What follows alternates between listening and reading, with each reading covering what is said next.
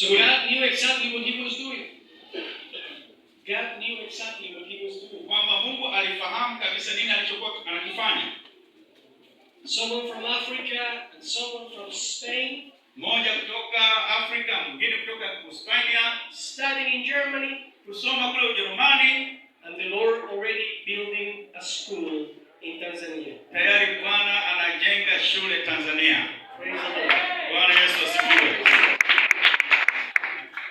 I'm so grateful to Bishop, our national overseer, Timothy. Thank you so much for the invitation. Tunamshukuru kwa askofu wetu ambaye kwa pamoja na sisi hapa Bishop Tabora. Thank you for your leadership. Asante kwa uongozi wako. Thank you for your hard work.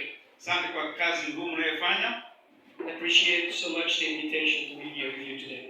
Asante kwa mwaliko wako wa mimi kuwepo hapa leo. And I want to thank also our dear director Sebastian for his hard work all these years. Asante kwa Sebastiani kwa kazi yake ya miaka mingi hapa. I want to tell you all. Nataka nikwambie that at ETS, at the European Theological Seminary, we are very proud of you. Kwamba kile chuo cha Ujerumani kinajivunia sana wewe. And when we think about the institution and the buildings and all of that stuff, we cannot depart from our mission. Kwamba tunapoona majengo na kila kitu hatuwezi kuondokana na ile kazi yetu. Amen. Amen. Thank you. Asante sana. Thank you all of you. Asante nyinyi wote.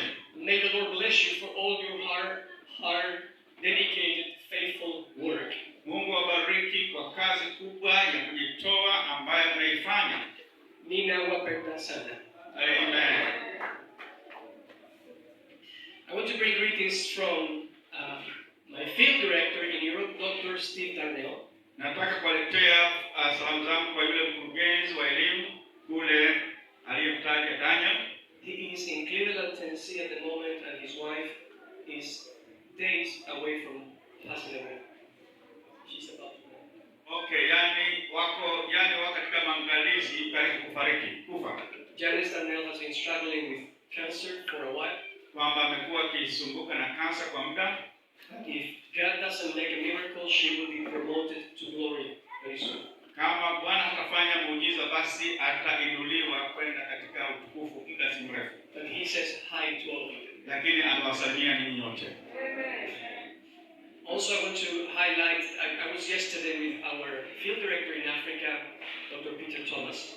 Kwamba jana tuliweza kuzungumza na mkurugenzi wetu wa Afrika Peter Thomas. And he asked me to pass on his greetings and his congratulations to all the graduates. Na amesema niwafikishie salamu zake pamoja na pongezi kwa wahitimu wote.